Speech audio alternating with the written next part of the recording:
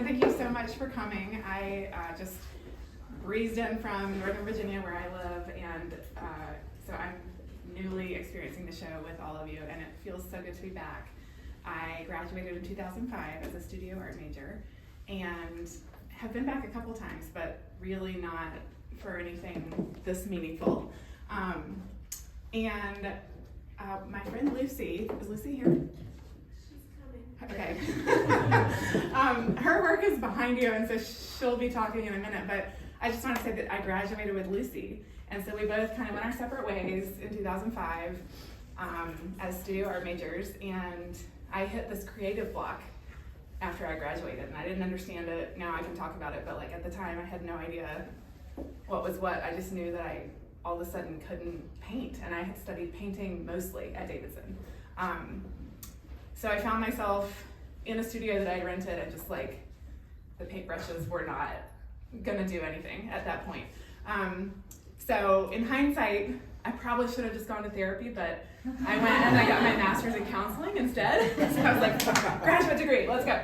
So I got my master's in counseling, later made my way to therapy, and did different creative things in my 20s, but not a whole lot of fine art.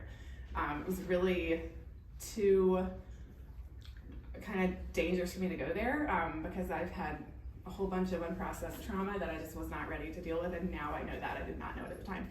So I did a couple other things, and then found myself with two babies, two little boys who are now 8 and 10 years old, and I thought, I need to call Lucy. She's back there. So we had not been in touch at all since we were like in critique upstairs, you know, with our studios and everything.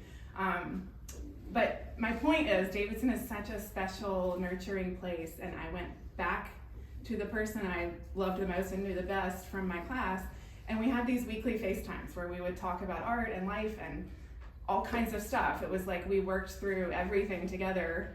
We were far apart geographically, but on those FaceTimes. And so I started to dig with my work, and Lucy's such a big part of that. And in those years, I was like 32, it was like 9 years ago, I think. We would say like, you know, one day we should try to show our work at Davidson in the gallery. So like, it's crazy because we did not know that we were both in this show, because we hadn't been in touch for a little while. And we didn't know we were in the same room. Wow. So it's like, it all came true. Anyway, so Lucy was a big part of me, kind of like, it was like a self-excavation that I went into. And I did it with paint. I was in therapy too, but I painted and painted and painted, and I hated the work, but it felt really necessary. It was like, I had such an ambivalent relationship with it, and it felt like an excavation. Like I was kind of like, frantically working into the canvas, but the canvas was flat. So it felt really unsatisfying, but it's what I knew how to do.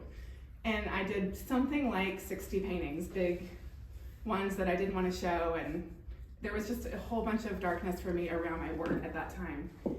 And then I started to build out from the canvas, and that's when I felt like I was getting closer to something that was real, that was inside of me, that wanted to come out, and that I am now showing.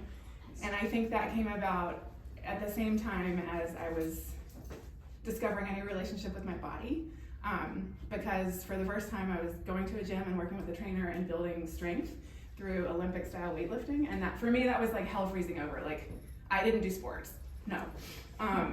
But feeling the power in my body and building strength gave me a new relationship and made me feel my own power. And I look at the work I do now, and I think, you know, there are some similar conceptual ideas in my work as when I think about muscles, like soft tissues and the strength and the resilience and the, you know, the way that they can be injured and heal. I also think about the compression of the material in my work. Like, there's so much volume. Yeah, like I think there's 25 yards of fabric in this piece, and I knotted it, and you know, like all of my stuff is visceral. I don't plan it, but I start working with fabric, and I sew it, I stitch it, I decide if I'm gonna make it look hardened like metal or leave it soft. All of these are pretty hardened. for this kind of hard and soft duality that I live out, you know, in my life.